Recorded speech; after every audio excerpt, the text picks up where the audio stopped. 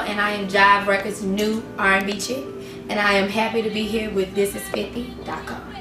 K Michelle is just a cool chick that like to sing, single mama, got a 6-year-old son from Memphis, Tennessee, real laid back, full of fun, just all about the music. My musical journey has been a long one. It's been a real long journey from college. I did graduate from college, from Florida A&M University.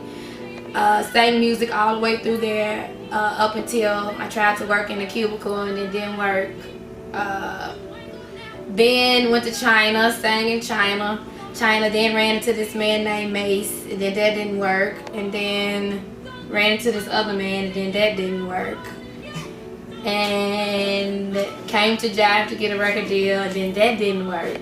Then went to Universal, and then that didn't work. And basically going to the labels for the first try, I wasn't completely myself. I wasn't setting the kind of artist I was. I still was playing around, and I, had to find out who I was. If I had got a deal then, it wouldn't have worked. I would have got dropped in a week. So finally I came back to Jive Records, where I was content with myself and knew who I was as an artist, and everything's been going great. I just knew some things were comfortable and some were uncomfortable, and I knew some music, I could sing it, but it still wasn't coming from my soul, what it was. Like I could sing a big pop ballad or something and it sounded great, but my emotion wasn't there. So I just started doing the music that moved me and gave me emotion. I was still singing, but I just knew I cannot live like this. Like, I'm too all over the place. One day I think I'm a mermaid, the other day I'm human, some days I'll be everywhere. So I know that's not the mind of a person in a cubicle. I just know that wasn't it. I always put them on blast if they deserve it.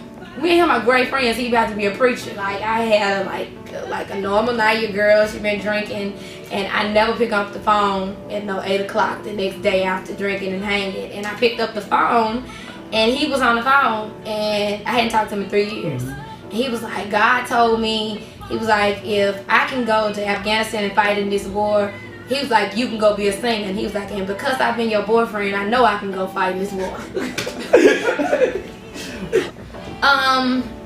Been on tour I was on tour with R. Kelly and Prodigy P, and both of those are characters. Well, we all, like, I would hang out with P, and it's always fun. It was all jokes.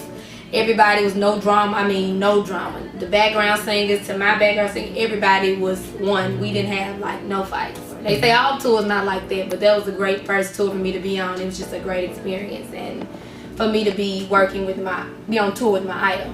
I learned a lot. I'm working with R. Kelly right now as we speak, so he's taken me under his wing since the tour and calls me mini him.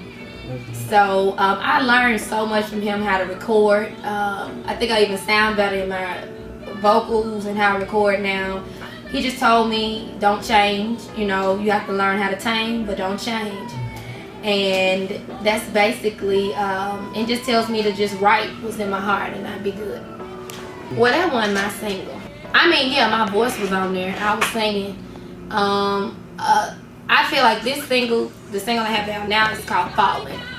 And that's the first single that really shows my somewhat, and that's like 60-70% of my vocal ability and what I try to portray as an artist. So I feel like this Falling is my first single. Well, sometimes you have to, sometimes you don't want to always sing on a record because you want people to sing with you.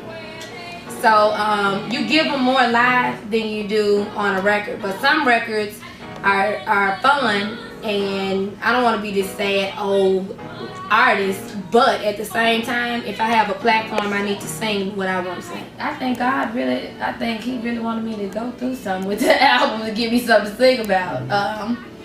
I went through a lot when recording this, and I'm still recording, and it's not over till it's on the shelf. Yeah. So I think just recording Pain Medicine has really been a learning experience of myself and where I'm at mentally. Because when you sing stuff and then you hear it back and then you be like, man, I felt like that. You get in that booth with some Jack Daniels and you just go in, and then days later you listen to it and you like, wow, that's what I was going through. So it actually shows you yourself. It's a growing process. It's a self-help process for me. This drunken vlog thing, I don't know how it started, but I bought the domain site. I need to use it. And I did it, then I had made the New York Times. Cool and Dre, I worked with Salam Remy, I worked with Rico Love, I worked with Little Ronnie. I think he really touched the core of who I was as an artist. Like me and Little Ronnie, he let me say anything. And I worked with Eric Starr and Chris Style. But Little Ronnie really brought the music. I felt his music all the time. And now with Rob, I feel like it's coming.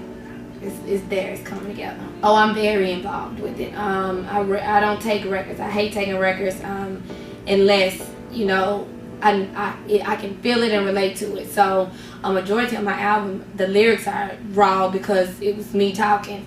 So I'm very involved. I'll bring in a songwriter because, you know, to collab or something sometimes, or you know, I might, like on a record today, Just Ain't My Day, the whole melody, all of that was me. And then they brought in a piano player and everything to play it. But before then, I had played out the melody, did everything, and then they brought in, like a orchestra or whatever to bring it to life. So a lot of times I am in there working a lot. What up, y'all? It's your girl K Michelle, and I am happy to be here with Thisis50.com.